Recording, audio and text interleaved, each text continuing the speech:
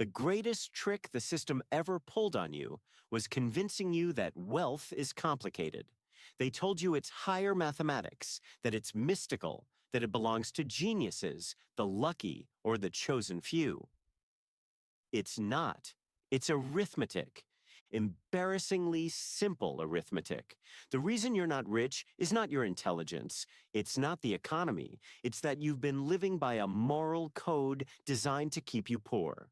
You're playing checkers while the wealthy play chess. Niccolo Machiavelli figured this out 500 years ago.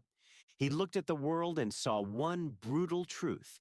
The world does not reward virtue. It rewards effectiveness. Stay with me.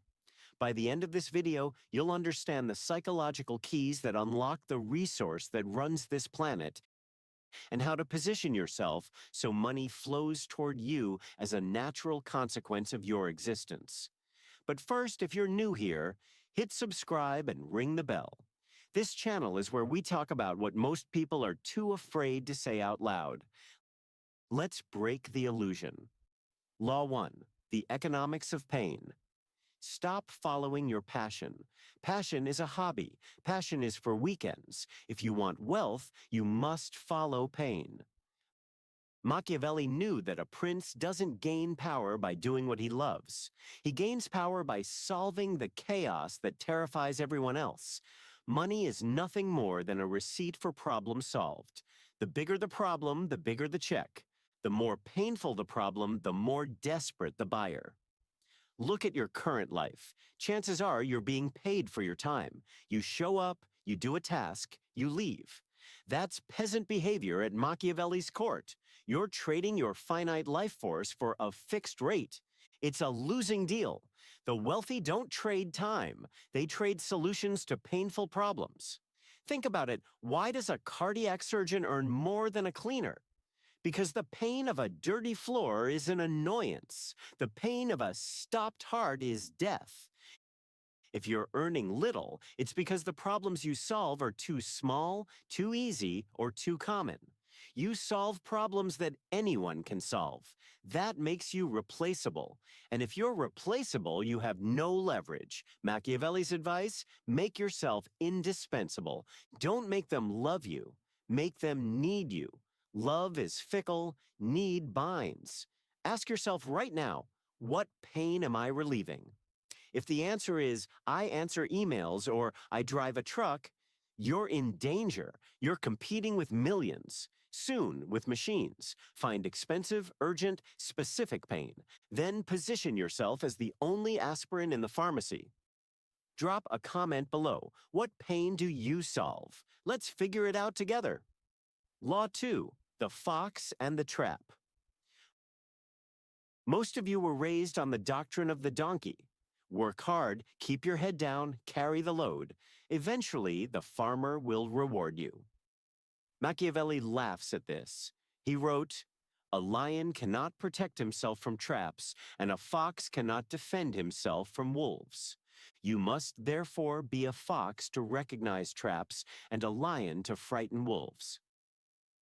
The donkey works itself to exhaustion. The fox watches the system and finds the shortcut. The trap you're in is the belief that effort equals wealth. It doesn't. If effort equaled wealth, the construction worker sweating in the sun would be a billionaire, and the guy in a suit moving capital on a laptop would be broke.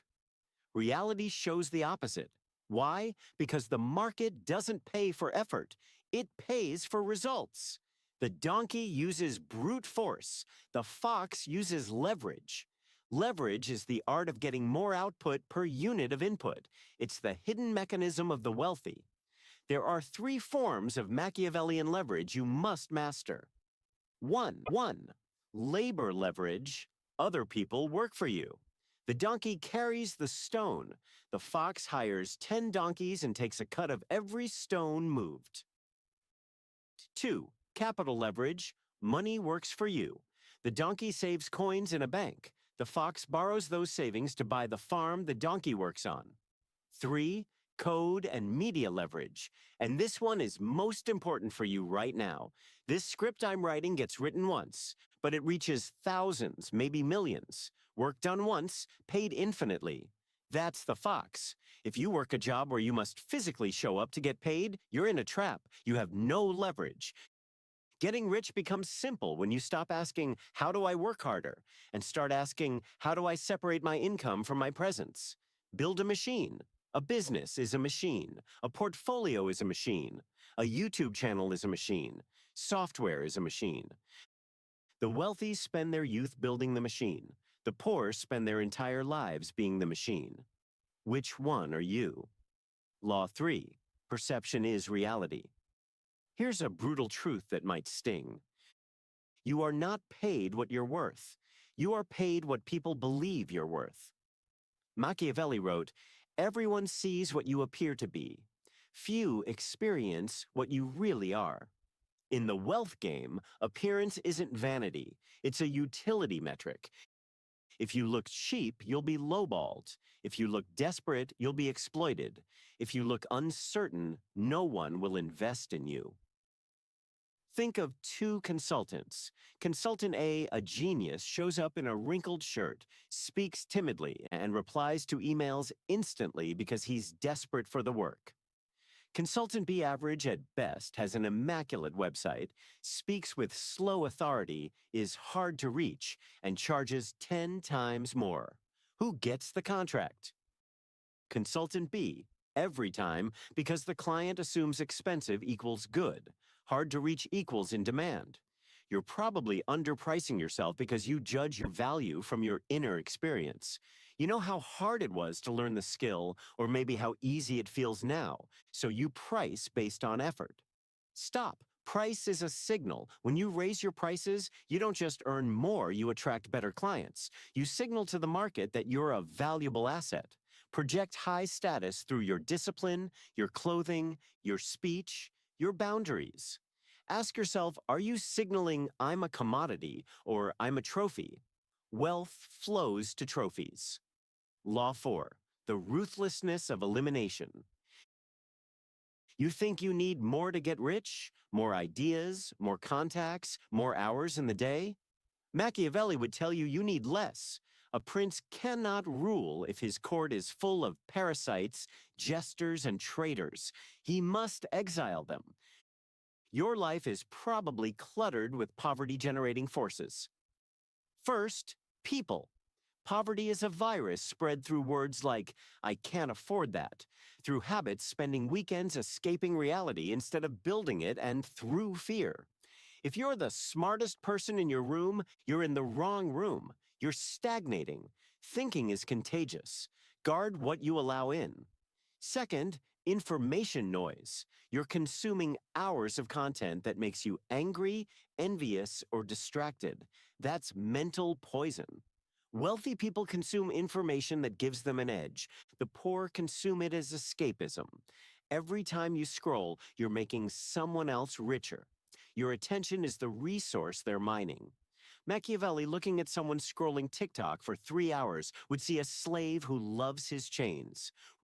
Reclaim your attention. It's the raw material of your wealth.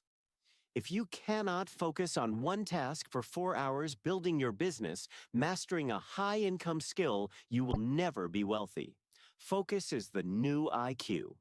In a world addicted to dopamine, the person who can sit and work on one thing until it's done is practically superhuman. Law 5, the amoral shift. This is where we leave comfortable advice behind. You were taught that money is the root of all evil, that the rich are greedy, that poverty is noble. Machiavelli taught that a prince must learn how not to be good. Always. That doesn't mean being evil, it means being effective. The world is not a Disney movie. It's a competition for limited resources. If you feel guilt for charging money, you will repel it. You need to reframe the exchange. When you sell something valuable, you're not just taking money, you're trading value. But here's the harder truth. The market doesn't care about your intentions. It cares about results. You must be willing to compete. You must be willing to be aggressive in closing deals, not cruel, but decisive. If you're too polite to close the deal, someone else will close it. If you're too deferential to negotiate a higher salary, the company keeps the difference. Your excessive niceness is essentially a cash donation to people who don't care about you. Machiavelli argued it's better to be feared than loved. In business, better to be respected for your competence and your boundaries than loved for your compliance. Stop trying to be the good guy. Put your mission first. Get comfortable with the fact that some people, especially those who are broke, will call you greedy or obsessed. Wear their judgment as a badge of honor. It means you're winning. Before we go on, if this is hitting different, if something is clicking, hit that subscribe button right now. This channel is built for people who are done sleepwalking. New videos drop every week. Join the channel membership for the content. I can't post publicly the deeper frameworks, the psychology they don't want you to know. Link in the description. What? Or 6, the Fortress of Preservation. Machiavelli spent as much time writing about keeping power as gaining it. The world wants your money back. The government wants it as taxes. Corporations want it through consumerism. Inflation wants it through devaluation. Friends and family want it as favors. If you earn $1 million and spend $1 million, you're not rich. You're a highly paid pipeline. Wealth is what stays in the reservoir. The system is designed to make you a consumer. Every ad, every algorithm, every social pressure says, treat yourself. You deserve it. Upgrade your lifestyle. That's propaganda. The wealthy don't upgrade until an asset pays for it. Here's the rule. You never buy luxury with your labor. You buy luxury with the returns from your assets. If you work to buy a car, you're the car's slave. You must keep working to maintain it. But if you use your labor to buy an asset, rental property, dividend stocks, a business, and that asset pays for the car, you're free. The asset is the slave. Let the asset do the work. And when wealth starts coming in, stay quiet. True power is silent. The loudest person in the room usually has the most debt. They're peacocking to prove they can fly. Eagles soar in silence. Law 7. Time as a weapon. You are dying. I say that not to depress you, but to wake you up. Every passing second is a second you will never get back.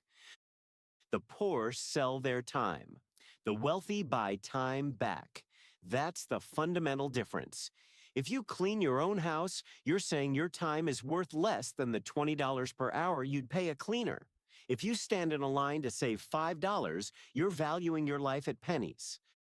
Become obsessed with your effective hourly rate.